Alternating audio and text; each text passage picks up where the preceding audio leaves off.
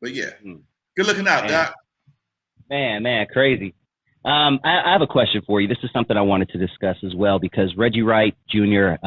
Does a lot of podcasts, and he's always on a lot of other people's stuff as well. And he said something that stuck in my head, and I would love your thoughts on this. But we always hear about how Suge Knight, stole money from me. Suge Knight owes me millions, such and such millions. I think the question that they asked Reggie Wright was, is Suge Knight really the devil? And and what he said in so many terms that, a lot of people say that Suge owes him money and Suge owes him this and that, but Suge was the type of person that would spend millions of dollars on you before he even made a penny on you. He mentioned Snoop Dogg. The trial cost him $1.5 million before he made a penny off of Snoop. He mentioned Lady of Rage and how they all had a per diem and got $5,000 a month, and before they even released an album, and a lot of them didn't even release albums, but they still had a lifestyle like the people that had the album. I guess my question for you is, do that's a hard word to call somebody, but do you think Suge Knight is the devil, or do you believe what Reggie was saying in that sense that he was a very giving guy? In the documentary, Welcome to Death. No, was it Welcome to Death Row? Yeah, I think it was Welcome to Death Row. It's a documentary I was in, and I said in the documentary, Dre once told me he would sell his soul to the devil for $1 million, and they immediately cut to Suge in the documentary. If you ever see the documentary, it's probably on YouTube. Look it up. I said that, and that was something that he did tell me, and it cut to Suge right away. I'm not gonna say no man is the devil, but Suge knew who he can get away with not paying and paying. You got to remember, you got to listen to all the stories, how people were broke. Everybody was broke. People living with their mamas. Some of them didn't have no place to stay half the time, and Suge would rent apartments. He made sure they had money to eat with. Like Snoop said, Snoop may have spent $1.5 million on his case, but Snoop said he never got a royalty check. He didn't get no publishing. Suge's publishing company is called Ain't Nothing But Fucking Going On. Okay? Heard that, yeah. Ain't nothing but fucking going on, publishing, okay? So if he understood the game, he learned it from Dick Griffey. Dick Griffey was notorious for not giving people what they was doing. Really?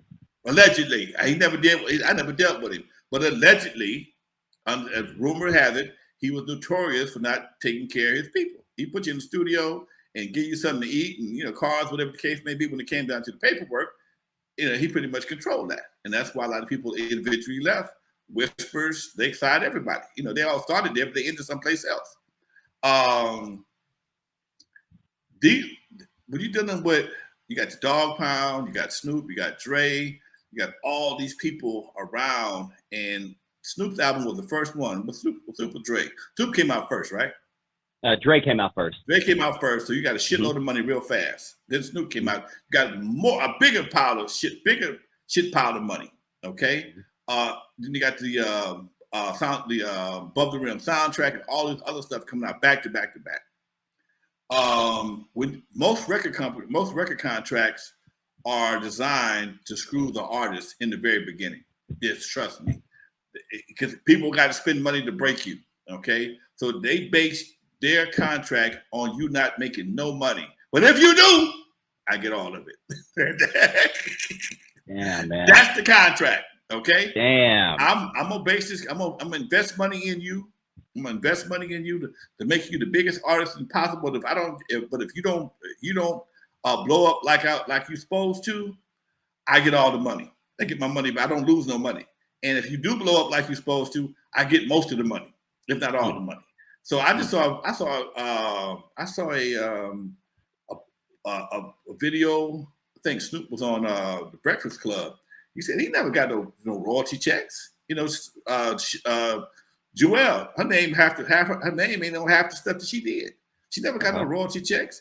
So, but you also got to look at if you give somebody, I don't know how much money a month, if you put them in a house, if you put them in cars, all that becomes deductible. If you don't get an album out of them or a single out of them that sells, you still spent that money. So understanding both sides of the record industry, as an artist, as a record label owner, if I'm fronting you $1,000 a month, $2,000 a month for eating, plus I got an apartment, yeah, 4 people living in, but somebody still got to pay for that apartment. Y'all driving cars, you ain't got no money. Somebody got to cover the insurance, the gas, food, everything. Okay, everything is on this person. There's a running tab someplace. There's a running tab. It may not seem like one. There's a tab being ran someplace, and depending on your performance, will determine if that tab is paid off or not. If it ain't never paid off, okay, I'm gonna write it off, but you don't get no money. You still owe me. I'm gonna write it off this year, but you still owe me. So that, come to the studio, sing a couple of songs, but you didn't get no album. Come to the studio and sing a couple of hooks, but you didn't get no album. How much money is singing a couple of hooks worth? And yeah, it may be platinum. If you didn't write that hook, or if you didn't write that hook, or have a publishing company to cover what you did, you pretty much got paid for them sandwiches in that car in that apartment. That's going to be the general attitude from somebody, especially somebody with this kind of street attitude. Now, if he respected you, he'd pay you. But even that didn't really, that statement don't really apply, because he didn't want to pay Harry O. Damn. Before we get into Lonzo's Back in the Day segment, shout out to the chat room. If you guys can please hit that like button, please hit that notification so you are notified whenever Lonzo drops a video.